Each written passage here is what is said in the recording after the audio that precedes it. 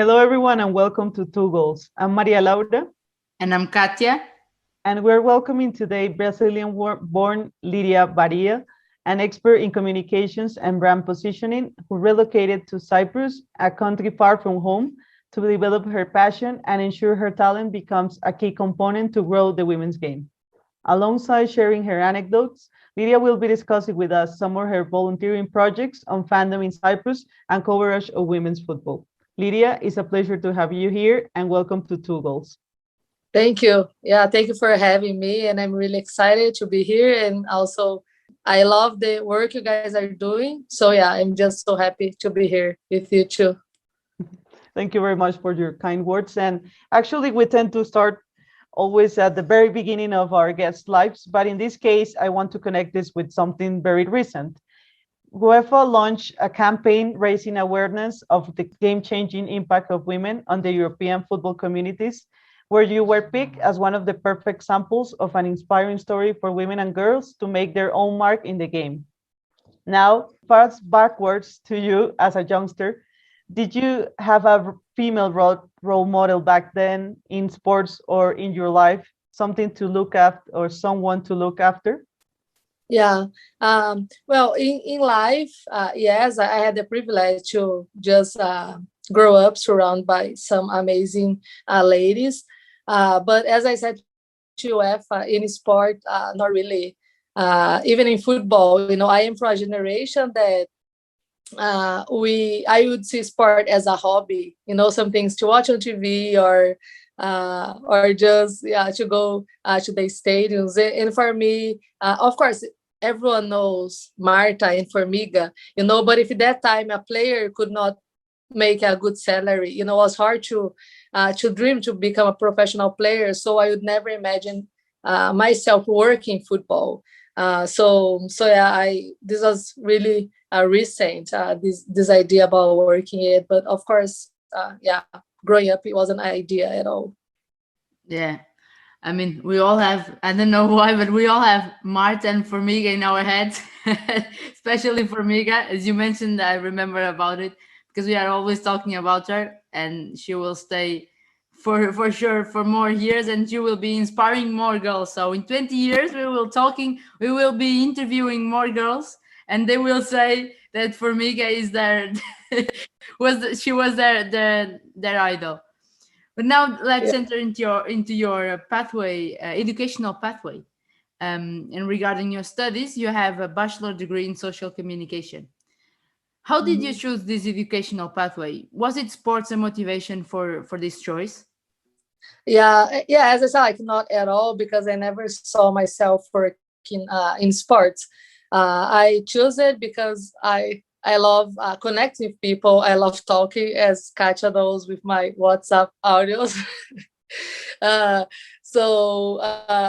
fun fact, I really love to do something related to the ocean because I love the ocean, so I was seeing like biology or something. But then one of my friends, when we were talking high school, she said like, oh, you want to spend most of our day just seeing animals and things, like I'd rather to be with people. And then I thought, oh yeah, she's so right. So I started looking another opportunities. In one of my best friends, her parents work in marketing communication area, and I thought it was really interesting, because I'm not a big fan of routine. And I would say like one day they're talking about, I don't know, like, how to sell shoes. And another day they're talking about games. So it's just different topics, different activities. So I really love it, what they're doing. So then I opt for communication area. And we have discussed plenty of times that it is not only about attending universities or just these formal educations, but there are also many multiple experiences that kind of like pave your path into developing a career. And you were a volunteer for 7 years in the United States for the Chicago Eagles, an organization with the mission of glorifying God and transforming lives by sharing the message of Jesus Christ to the global environment of soccer. This is this is the first time I've noticed this, and it is really interesting to see that there is a connection. That I want you to explain it because you also study a degree in theology. Could you please tell us and develop to our audiences, is there an existing connection between sports and religion, from what you know? Yeah, I mean, I rather to call it relationship than religion. I believe we can have a relationship with God through Jesus Christ, and of course, because I believe in it and I believe in His word, that is the Bible. Everything I do in life is based on it, because this is what I believe. So if I believe that God has created us and has a purpose for our life, there is no way I would disconnect any area of my life from God. And sport is one of them. I just love how sport connects people, how sports can bring people together, how it's a amazing tool to develop people, to social change. And yeah, it's just an awesome platform also to share his love. And as I said, when I made my feedback about what you have proposed, because I got a lot of great messages and a lot of love and from friends and family. I just said everything I do is with so much passion and love, because again, as a follower of Jesus, I just want to serve and love people the same way he has love to you, and it's gonna affect the way I'm gonna work. And if you get like humans football, there's a lot of things you keep talking about it. There's a lot of things to improve. We need to get more stuff. We deserve more. And I'm working for it. Wherever I go, like here in Cyprus, I want to be involved because I care of the players. I want to see the sports growing. I want to see the girls developing. But all of these things like the competition, the prizes, the recognitions, the fame, all of those things are gonna fade away. So I hope while I'm also doing this, I can just show that we should have an eternal perspective. And probably you see, if you went to my social medias, you see in my bio, one of the things I have there is like, I focus my eyes on unseen things. That it means is a Bible verse that means eternal things. Because as I said, if I put all my hope in things from here, so when those things fade away, what is I'm gonna hold on? So I hope like while I'm working, I'm just also bring some like hope and some love, some grace from people around me. So the connection is this, as I said, in sports and another areas in my life, because this is, again, I just believe God has a purpose that goes beyond our life here. So. And your personal life included in your professional life.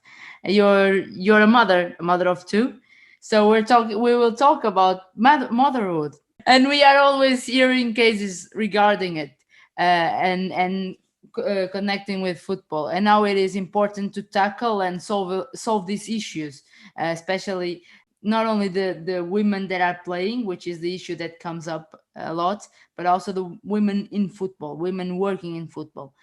And in your case, there was a period of time between roles where you stayed home after becoming a mom. And these kind of periods of time, sometimes they are difficult for future employers to understand it. So when you decided to get back to work, did you find it hard for potential employers from the football industry to rely on your job because there was a time gap in your CV? Yeah, for me, like not really, because this was the time I was getting Cyprus. So when I moved to Cyprus, Samuel was 6 months old and my older daughter 4 years. So when I moved here, I just connect with Apollon Ladies, and at first I offered to work as a volunteer. Because I was new here, so I didn't know the culture. I didn't know how my routine would be. And I didn't have family or friends here that I couldn't trust, like to just, okay, can you take care of my kids while I do this job, So I didn't want to commit to something that I would get stressed or I couldn't handle it. So because I started as a volunteer, I didn't have this pressure. And of course, when was the time to get a real job, they already knew me. They already knew my job. They already trust me. So the process was smooth. But I know it's hard, for some ladies that they have like this gap. And one thing I think I read this past week, even like the LinkedIn, they're fixing it. They are making sure they're going to include this kind of roles, even like sabbatical or and not just stay at home mom, but also stay at home daddy, because sometimes some countries is normal also like they take in turns. So they're changing it so you can put this and you don't have like this blank. But I am glad some federations, and even like we have some examples in Brazil, we have Tamiris, like she's a mom and she's still playing really high level. And we just have like Alex Morgan, also the same example. So I feel it's really good also that we have those people you can see that they didn't stop their lives because of kids. And yeah, like we kept doing everything. Like those times, if you get the time we did the summer academy, we had our 2 kids going with us. Samuel, his first summer academy, he was 2 months old, in the middle of 40 college athletes. But it's good, I have 40 babysitters to help me. So yeah, it's fun, but it's challenging for sure, being a mom and getting back, and I feel like in this communication area is just so much things going on. And as I said, when I was studying, I don't know, Facebook wasn't a thing, and now we have TikTok, Clubhouse. Every time there's something new, and staying a long time out of the area can be, really hard then to catch up. Definitely. And before jumping into this professional part of you, where you're an expert in social media, I just wanted to mention that there is a fun fact related to motherhood. And I remember one of the main leaders around the world who were one of the best dealing with the pandemic and with the coronavirus. It was I think it was the president. I'm not sure it was president or prime minister of New Zealand. And she did this while she was having a baby. So that's like an incredible example of what you're mentioning, which is that this is a natural thing. I mean, for some mothers, I mean, it is also a choice for women, but it is a natural fact. I mean, you normally have the mother, because of the connection and the natural thing of giving birth. They are the ones who are dealing normally with all these issues of staying home and taking more time to get back. But at the end of the day, I mean, you need to be able to have the chance of explaining that you did this as a choice, and that you're still capable of just working professionally and prepare yourself to go forward. So I think it's interesting, because we have had these discussions, and now that I have met many of you guests, I think this is the moment that I'm kind of understanding how hard it is, but also how important it is to bring this up to the table and discuss this. Yeah, even like Nike had, they made a video. I don't know if you saw it. Nike made a really cool video about it, just showing like a lot of mothers still in sports, and it's just like a beautiful video, and show like, oh, if you're strong enough to be a mom, you can still do it. So I really like it. Always Nike, right? They're always kicking it out of the stadium. Please sponsor this episode. No, but yeah, now back to your expertise. Between 2010 and 2016, you performed as a freelance web designer and social media, where you focus on training athletes and organization on content generation in social media. What is the most important lesson to take into account, and probably for those who are really interested in all of these new jobs around social media? What is important when trying to position an athlete's brand within this huge competitive ecosystem of digitalization nowadays? Yeah, I feel like I was talking to Katja this week. We were talking about it, that specifically in women's football, sometimes there's a lot of drama and me, and we keep hearing the same things, oh, we lack more investment, we lack more visibility, we lack more women working in sports, and I agree with all of this, but on the other hands, there's a lot of things we can do, and one of the things now that it's amazing, just like social media, everyone has seen the power of it, and we're talking just about it. I feel like as I said, in organizations or athletes, sometimes they're friends, I would always like help them with tools, and even today we have a lot of free tools that you can do like nice things, and you find like videos and tutorials how to use apps or how to do this and this, because we cannot just sit and wait, oh, let's wait the federation start to invest in the social media or my club, because in the end, as an athlete, it's your career, and while people that are worried with their stuff, you should be worried if you, and as you know, now like athletes is also a brand.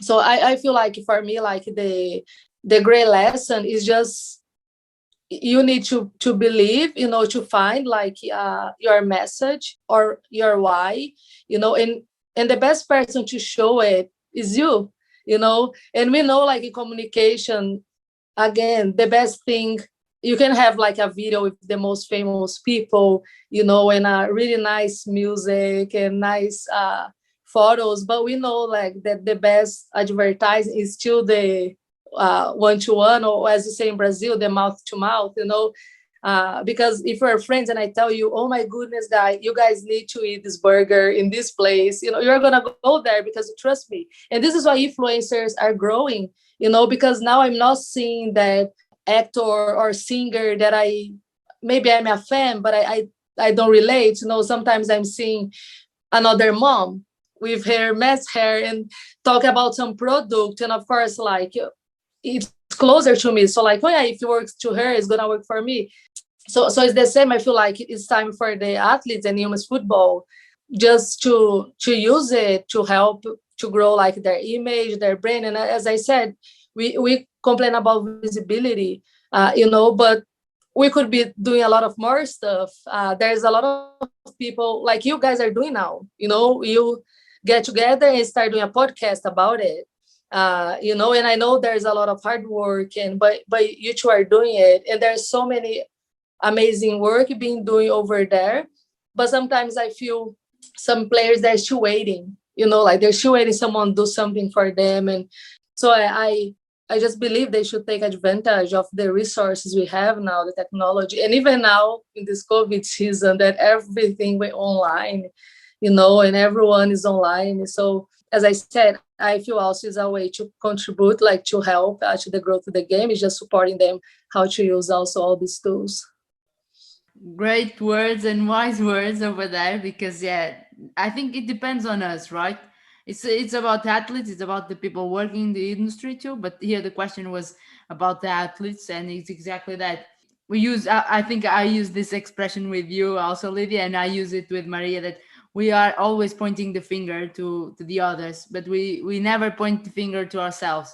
And we need to do that because we have this platform, we have this technology. I mean, let's give the example of Brazil, women's national team. A lot of the women working there or playing there, they are there for 20 years. I'm kidding, but at least 15 years, some of them, or 10 years.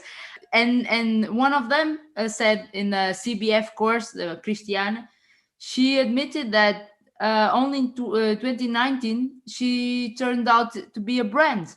So only in 2019 she recognized she could be a brand, and she's playing at highest level in their country and all over the world, because she played in France, in China, and only now she's taking advantage of these platforms. So it's up to the girls and the women already playing to understand, to look to their side and see what the others are doing and do it themselves. And one thing that I will leave here is, and it's my perspective, there's no one true formula to the success on the social media. You can do it at your own way and to achieve your goals. And with that, you can do whatever you want. But let's back to you right now. And from 2016 until last year, you worked as a women's sport and social media consultant for Global Sports Partners. From your perspective, what are the main challenges at communicating women's football as a game or as a product? Why and what should a club invest in a position like yours? Yeah, as I said, like the Global Sports Partners, they have their focus, it's improve performance, increase participation, and inspire purpose. So connects really well with what I believe that I want to see also like women's football. So it was really easy to connect like my heart with their hearts and do something together. But the biggest challenge is because the countries that normally we are, there is a lot not just in Cyprus, but countries like Middle East, some countries in Africa. Women's football is still a hobby or a social project. So they don't see it as a professional sport. So yeah, it's a big challenge. And then, I mean, we can not just say to all of the countries, but we need to go maybe, country by country, just see the reality, see how to start there. So for example, some places like we need to start in grassroots, but some places I don't agree. And I will talk later because I know you guys are gonna ask about Cyprus, so I'll save this for later. But in Cyprus, I will do the opposite. I will invest in the national team, and I'm gonna explain why. But why do I think they should invest in position like ours? It's just because if you want to grow the game, we need more visibility. It's just simple like that, And this is for me, it's one thing that sometimes doesn't make sense. When I go to a federation page and I don't see anything about the national team or about the Women's League, and we know UEFA, we're talking about Europe, but we know UEFA is sending money to the federations, and part of this money should be invested in communications, And again, as I said, social media is over there for free. You have apps for free. So today there's no excuse, even like it's like, oh, we don't have money to do it. Like, yes, first you do, but second, if you didn't, you still could do it for free, So for me, it's just simple like that. To grow the game, we need visibility. So to have visibility, you need to invest in communication. So I think along this interview, there has been a lot of expectation on Cyprus. We have been discussing Cyprus in several questions already, but the big one, or the first one to try and get to this position that you have now, is how on earth a Brazilian ended up in Cyprus. I mean, when this opportunity appeared, and also if you can tell us a bit, how is football in Cyprus? And probably, and I think Katia wants to know this better, which is fandom. More like football, how is football fandom in this country? Yeah, well, I also have a Portuguese citizenship, so I am a fellow of Katia. So me and my husband are talk about, just moving to Europe. My brother in that time was living in London, so we took a couple of weeks to visit him. And we had this friend here in Cyprus. And of course, Cyprus is a pretty place. Everyone wants to come here to visit. So I just text him, so like, oh, there's any chance you can spend, a couple of weeks with you guys. And in that same time we text him, he just texts us back and said like, yo, I was just talking this week with a director of coach of a football academy. They are needing an international coach. So they made a proposal. Would you come for one season, like for 9 months? So we just said like, well, let's take it and see how it goes, and then we end up staying till now. So this is how we end up here in this tiny island, beautiful place. We love here so much. But Cyprus is a football crazy nation, believe it or not. Even when they said about, Thiago is my husband. Oh, Thiago is gonna work in academy. In our mind, it's like, oh, maybe it's one of 5 academies that in the city, But then you got here, I was impressed at so many academies, I saw like everywhere you see football academies. Or we live in Limassol. So our city is about like 100,000 people. And when you got here, we had 4 teams in the first division, and Cyprus has 4 divisions for men's football. We've been a lot of games, and when fans were allowed, it's just, they're crazy about it. But it's not a country of women's football. And with women's football, the experience was opposite. It was just frustration. I just tell a short story to see.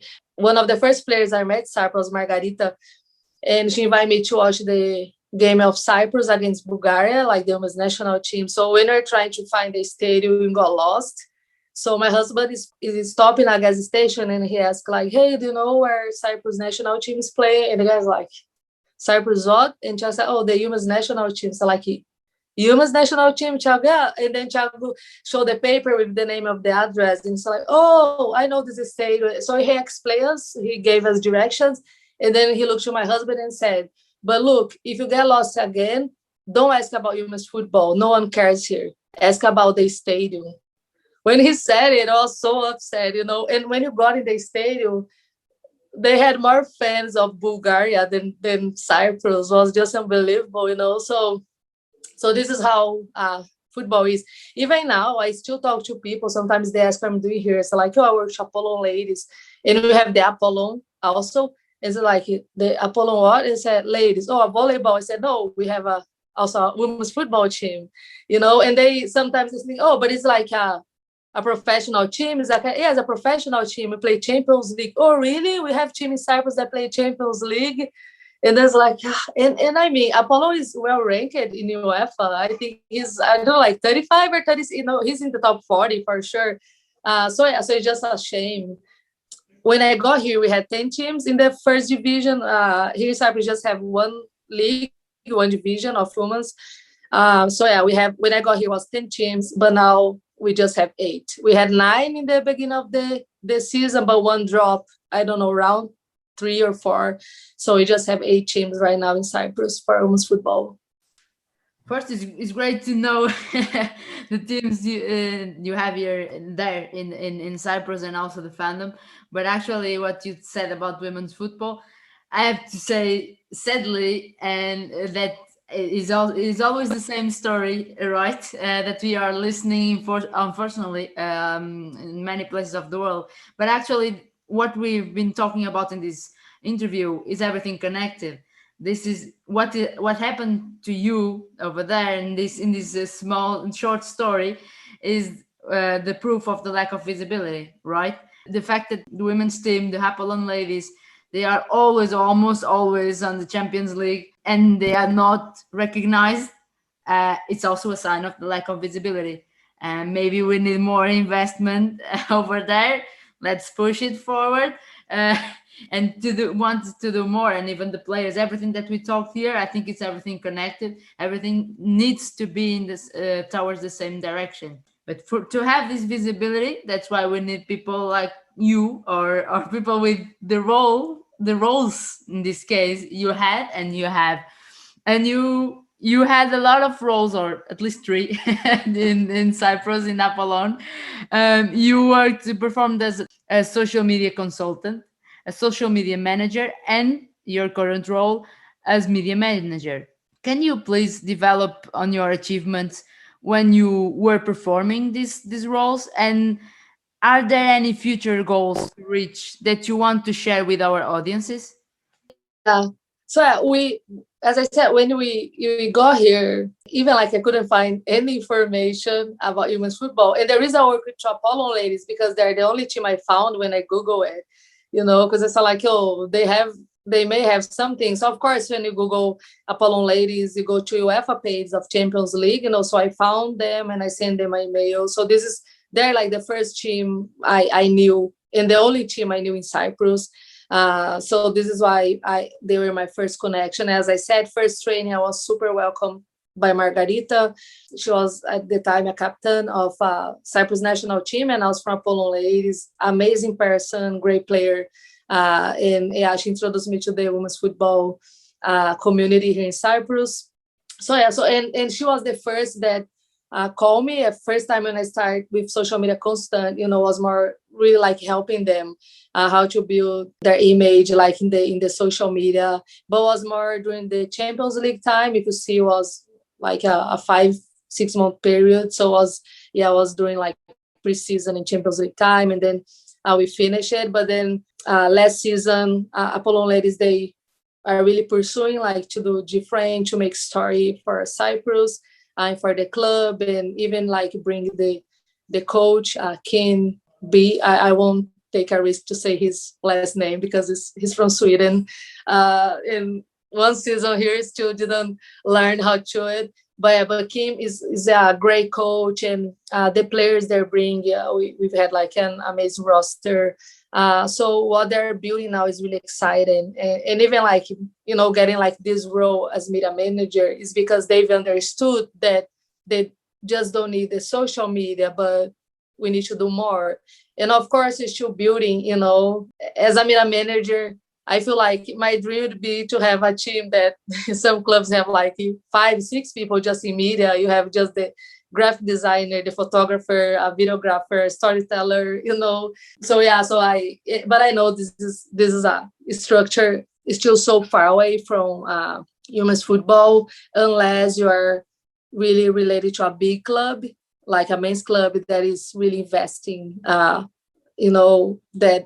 because, with this law of UEFA and even CONMEBOL in Brazil, that every men's team needs to have a women's team. We know some clubs, they just give the jerseys, and maybe 15 balls and some cones, and okay, you're our team. But we also know that some clubs just, okay, if you have to do a women's teams, we want to do the same passion doing the men's teams, So we've seen it like in Brazil, what Corinthians is doing, Palmeiras now also, they start investing so much. So yeah, so it has been like really cool to see that some clubs, they're understanding it and doing a good job. But yeah, but I really believe, they're pursuing to keep growing like as a professional club. And now for the future, we're still working. I feel now with the new format of Champions League, a lot of great news are coming. Some we cannot talk yet.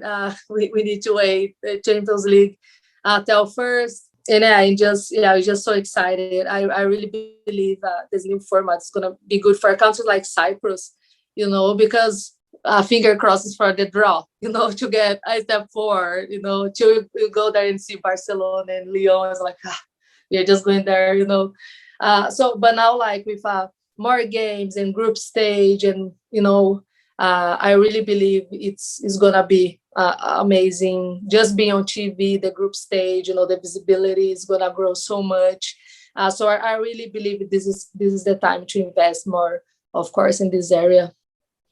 So we cannot openly support Apollon Ladies because we have many teams here. No, I'm just kidding. But really, we hearing you out, there is, I can sense an eagerness to do a lot, and that's really important. At the end of the day, if we're talking on the positive side of starting from nothing in many of our countries, the possibilities are just every one of those available out there, and I think they are all suitable for great businesses ideas. So I think what you're saying of the future of Apollon, I really hope you do well. I hope that you get to the to Champions League. I mean, after all this, what you're saying to us, and that you do well. I really want, and I don't want to commit Katia because she has many teams in her side. So no, seriously. And talking about the energy of all these projects that you're mentioning, there is a common feature of your curriculum, which is that you have volunteered a lot. I mean, not only what we mentioned about the Chicago Eagles, you're always doing something else. And in this case, we want you to develop a bit about 2 specific projects. First, you're managing the Cyprus Women's Football Project, where you want to equip footballers and develop their community. Can you please tell us a bit, how was this born and what is the added value of the project? Yes, as I mentioned like before, Cyprus is a football crazy nation, but not a women's football nation. So getting here, couldn't find any information because there's few information and it's all in Greek. So the only thing I found, the first team, as I said, I started working in Sport Apollon Ladies because they're the only club I found and was welcomed by Margarita. So with her, I've learned a lot about the culture here, and her story. Would have a lot of coffees and she would share her story. And one thing, that for me didn't make sense because you can see there's so much passion. For me, Margarita represents really well a Cypriot player. They have so much passion. And also they have another thing that I believe it's really important in women's football. I mean, sports, in team sports in general, they have such a good chemistry because it's a tiny island. So much of them grew up together and they connect really well. So they have like so much chemistry. So a lot of times, like, when Apollon Ladies, we play some clubs here, we can see it, you know, because some girls, they've been playing together for years and they have so much passion, and some games are really hard to go through when you play against them. So I couldn't understand why the federation was not investing in them. These Euro qualifiers was the first official competition the national team has been. You know, before it, they're just playing friendly games, you know. So when I created the platform, my first idea was just like, okay, I want people can find information about what is going on in women's football in Cyprus. So I had like the league, the box score, you know, schedule of the matches. I would go to the stadiums and ping it so we could find on Google Maps, because believe it or not, 4 years ago, we missed so much games, or we got lost because we couldn't find the stadiums. Yeah, Google Maps was really bad right here. So you're doing it. So then the federation created a better website, and they also put in English, and was take a lot of my time to do the box score every single game, and I had to translate everything because I was in Greek. So I had this Google Translate page here in the website here, you know. So I stopped doing it, and then I started focusing more in power and helping the girls. And as I said before, the reason I believe we should invest in the national team, because here in Cyprus, besides all the problems women's football face, here we have a huge one for me, that we lack leaders. We lack our heroes, you know, and as a mom, I can see it. Kids, they need hero. You know, they need to see something. You know, my kids, they're always looking someone, or they want to do something because they saw someone doing it, you know.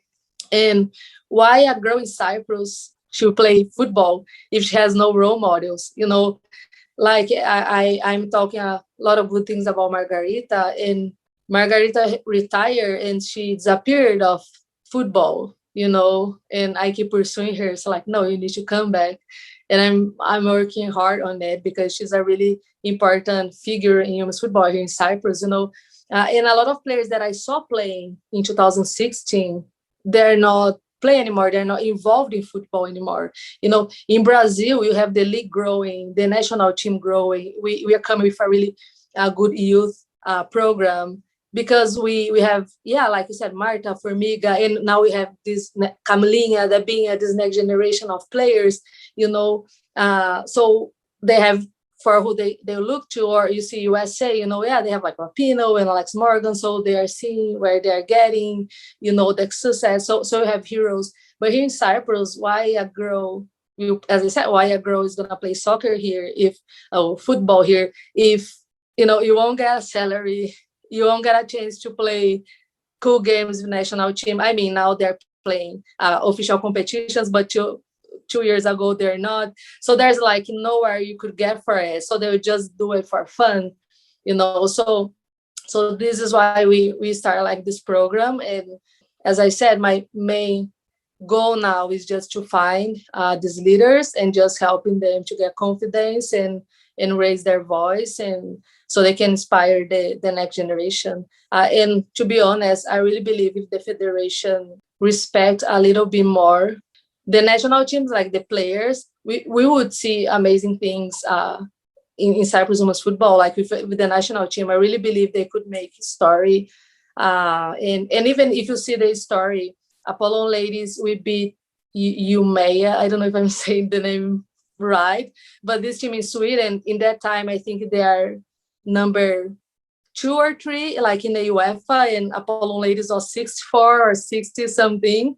You know, and they beat them 4-1. And most of the team that time in Apollon Ladies, they're Cypriot players, you know. So again, as I said, they have so much chemistry, so much passion, that I really believe if the federation invest, you know, properly in the players, we see great things. And another problem is in Cyprus, we have a huge gap of generation. If you get the UEFA reports, you see Cyprus numbers are growing. But if you see the age, we have a lot of girls playing, like 14, 13 years old. Maybe this number is growing, but we don't keep these players. Under 18, the drop is just like so, I don't have the exactly numbers right now. In my website, you can see it. But I remember we went to, I don't know, 1,000 something. In the last reports in 2017, we just had around 100 players over 18 years old. So if you see this number, you should be worried. While football is growing in Europe, why in Cyprus is not giving the steps forward? And where is this generation? You know, what is Margarita and the next generation after her? Where are those players here in Cyprus? So we need to find them, empower them, so they can keep inspiring the next generation. Please listen to this, and we will take this part for sure to create some content, because I think it's very, very important what you've said now.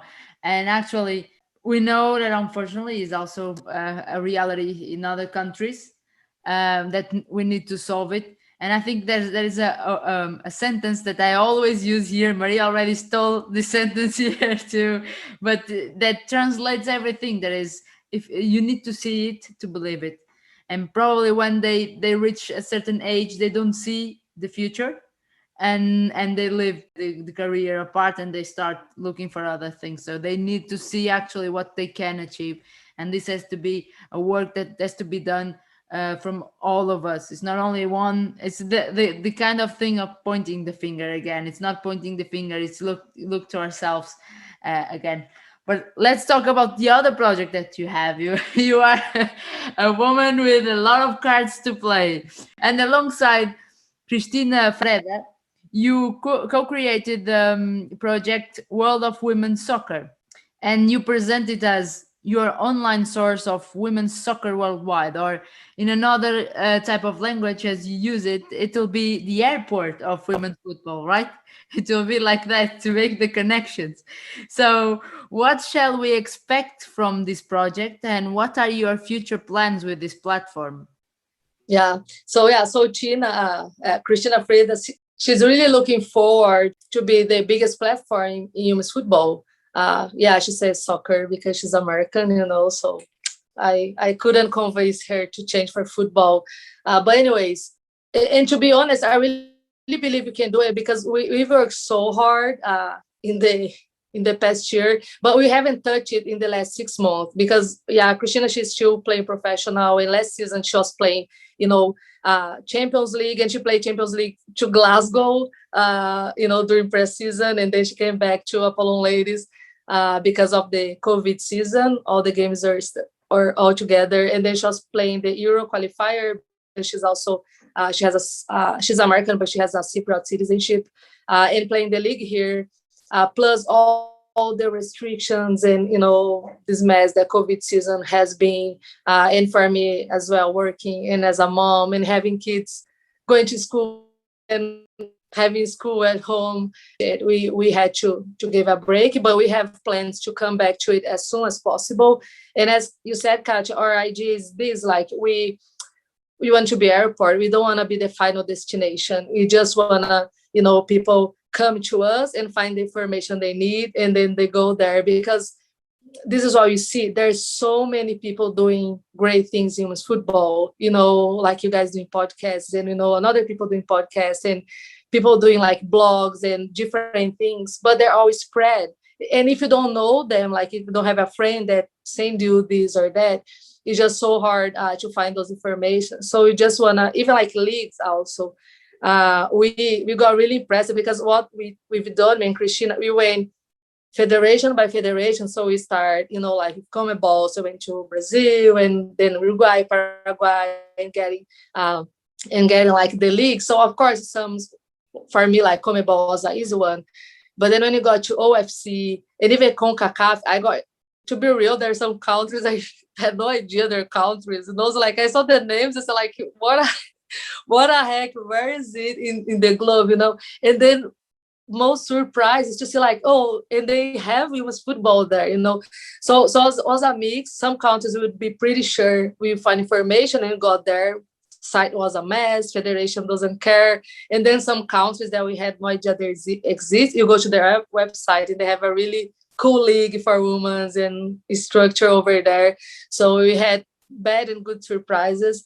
So I just want to have a place, as I said, that people can, if people are moving to some place or visiting, or they just are curious, like, I don't know, I want to know what's happening in Bangladesh, they can just come to our website and then find what is going on in women's football there. So this is what you're hoping to build in this year, and you'll see how it goes. Probably we need help. So if you're listeners, just join us.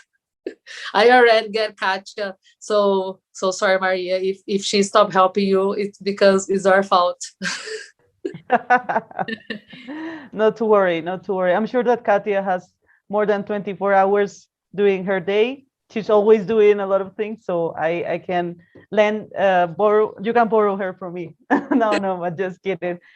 It sounds like a lot of work. I mean, because this is something we have also tried in Two Goals podcast, which is trying to talk to as much people, but from diverse countries, and we have learned a lot about geography. I mean, we are just like you, like, okay, now we know where Cyprus is, and now we know where Guam is, and because we're always just checking everything from our countries, and it's good to compare.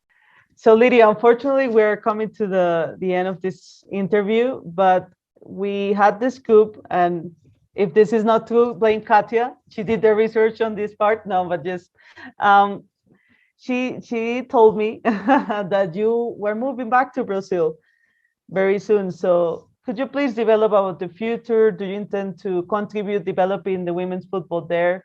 Are there any projects related to these platforms as well? Could you please tell us what is the future for you right now? Yeah, I'm moving back to Brazil. This is it's true. I mean, Lord willing, and the airport being open, still some countries are closed to Brazilians. And my husband just have the Brazilian passport, so it's a challenge for us right now to travel through Europe. But anyways, yeah, our plan is to go back now end of May, and I will keep involved with my Cyprus women's football and also with Europe of Human Soccer, because it's technology. We can still keep connecting doing those things. But yeah, I feel like our professional experience here, my experience with Apollon Ladies, and also my husband, he played futsal here. And because our personal experience about being foreigners here in Cyprus, and also we are a good connection for another international players from men's football, men's futsal, women's football for the foreigners. We would be a reference because they're here longer, so it help them in their daily lives and routine. So we found another passion that we know it's growing now in some countries that they call player care. That when I heard first, I was like, oh, what is player care? So when I start reading about it, it's like, a lot of things we've done here, even with Apollon Ladies. So it's an area we love. I mean, we just do just because we love making friends and helping people. So we're really looking forward. We haven't heard a lot about it in Brazil. We've talked to some coaches like women's football, and we know there's nothing happening there. So we cannot see right now how to do it in Brazil, but we are really looking forward to start something related to player care in Brazil. So we don't know if working with a club or just starting something so we can help clubs and we can help players. So we also can understand how to do it in Brazil, because sometimes people just do Control C, Control V, and we need to understand realities, different realities. So we've studied a little bit about it, and we are looking forward to start something in player care back in Brazil. So we'll see how it goes. You're looking forward, and we are looking forward too, because it's an area that is very, very much needed in women's football, to take care of the players, be it as a club or as an independent business, or as whatever you want to call it. So Lidia, we've reached the end of this episode, but we are certain that it is not the end of our work together, as Two Goals podcast is proudly involved with your Cyprus women's football project, aiming to develop and empower the women's game in the Cypriot country, and we hope also all over the world. There is one thing we are certain of. We need more people like you working tirelessly to elevate women's football to the next level. And we hope to hear from you and your projects in Brazil very soon. So Lidia, thank you for being here with us today. Yeah, thank you guys again for having me. And I'll be following you guys also. And I love seeing all the different people we've been putting together. And as I said, I love what you guys are doing because I really believe in it, in reducing this gap, between the big names and people like me in US football. So it's really cool. You guys are bringing everyone together. So yeah, keep doing the great job, and thank you again for the opportunity. Thank you, Lidia. And to all of you, don't forget to listen to the other episodes on the usual podcast platforms and also on YouTube. Follow us on our social media with the name 2 Goals Podcast. Thank you and take care.